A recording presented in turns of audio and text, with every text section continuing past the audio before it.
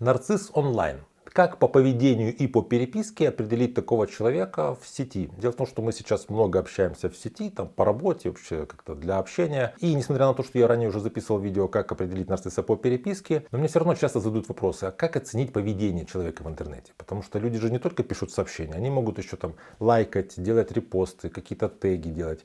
Иногда они демонстративно выкладывают что-то на своей странице, и вот ты не понимаешь, как это расценивать. Он мне сигнал подает или что с ним происходит. Поэтому сегодня я более комплексно постараюсь проанализировать не только переписку, но и поведение другого человека в сети, в таком цифровом формате, как определить, что он нарцисс, чтобы не попасть в какие-то токсичные отношения. Меня зовут Евгений Масеев, я психиатр-психотерапевт, я давно работаю в теме психологии отношений, и сегодня мы с вами разбираемся с тем, собственно, как определить нарцисса онлайн.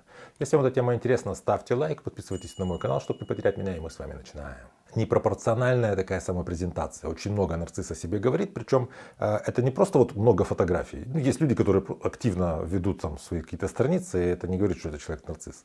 У нарцисса же есть вот эта идея своей избранности, элитарности, какой-то вот такой особенности. И поэтому он часто вот пишет очень много в плане того, что ну, я вот считаю по поводу какого-то общепризнанного факта, что вот я не согласен. Например, там выкладывает какую-нибудь там, не знаю, статью о египтянах, которые строили пирамиды, и пишет, ну мы же понимаем, что египтяне не могли это построить, это же построили сами знаете кто там, инопланетяне. То есть он постоянно эпатирует на какой-то такой вот, на каком-то таком, что вот я думаю иначе, такая, знаете, баба-яга против.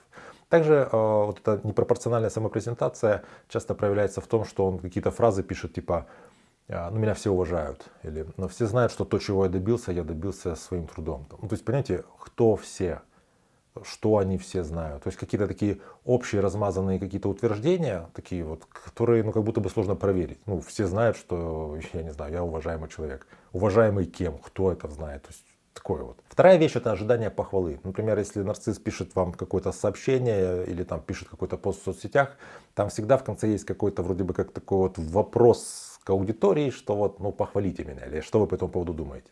И вот вы прям замечаете, что когда вот он вам в личной переписке что-нибудь там шлет, он не успокаивается, пока вы ну, как будто бы не подтвердите, что вам это нравится, что это интересно, пока вы там, не знаю, какой-то лайк хотя бы не поставите. И если вы этого не делаете, то в свою очередь он обижается и травматично это так воспринимает. Для нарцисса, вот если ты ответил, ты должен ответить так, чтобы ну, это было как благодарность, что ли, за то, что я тебе переслал какой-то мини-пост. А если ты вообще не ответил, значит, ну, значит он обижается и воспринимает это как какое-то, ну, вообще, чуть ли не какое-то враждебное действие. Третья вещь — это идеализация, обесценивание. Ну, это такие стандартные вещи, которые бывают у людей, которые эмоционально инфантильны. То есть в начале переписки вы можете получить много идеализации, там, скажем, ты такой умный, ты замечательно это понимаешь, у тебя такой классный вкус там, в музыке.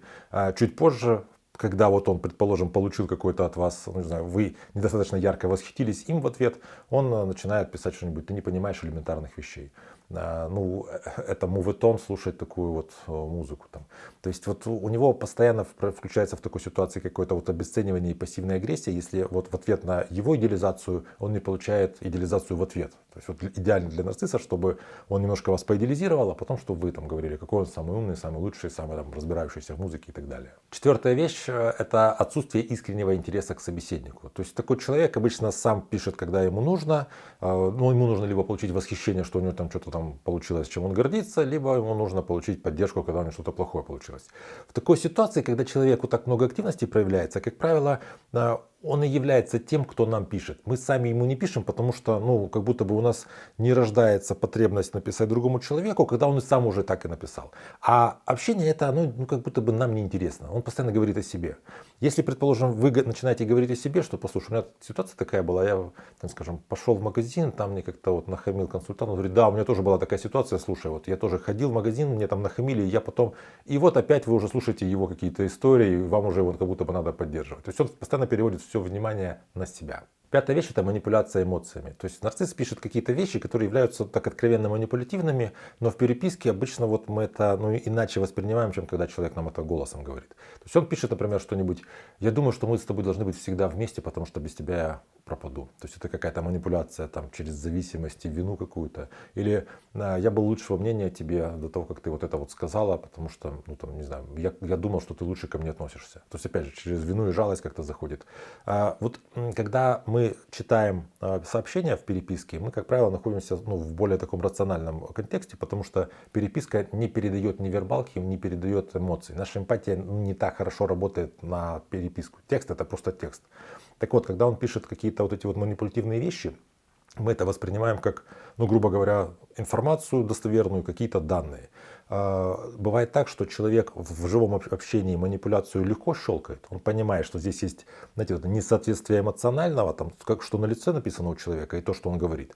И если человек как бы научен, много пытались манипулировать в жизни, то манипуляцию вживую я сразу, так сказать, расщелкиваю, а в переписке, вроде как начинаешь допускать, да, наверное, он был лучшего мнения. Ты начинаешь себе представлять, проецировать, с каким он выражением лица это писал, и тут можно как бы запутаться.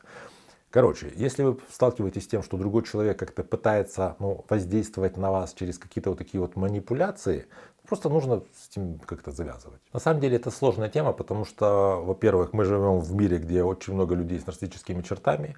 Эти нарциссические черты могут по-разному проявляться и в отношениях. То есть, грубо говоря, у этого человека ко мне эти черты могут тоже по-разному проявляться.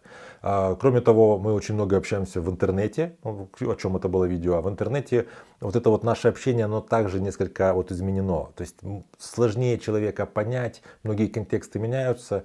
Если вы понимаете, что вы как-то запутались в этой ситуации, есть какие-то люди, с которыми вы общаетесь, в том числе в интернете, и вам непонятно, что это за вообще сигнал он там подает, что вообще происходит, можете обратиться ко мне на консультацию. У меня под каждым видео есть ссылки на соцсети, пишите личное сообщение, мы с вами договариваемся. Также вы можете в комментариях написать, если вы, собственно, сталкивались с ситуациями, когда какой-то человек в интернете, вы с ним как-то переписываетесь, коммуницируете, и потом понимаете, что это все идет куда-то в такие токсичные, разрушительные отношения, на что вы обращали внимание. Это будет очень полезно для других подписчиков, и мне будет приятно, если вы поделитесь своим опытом в комментариях.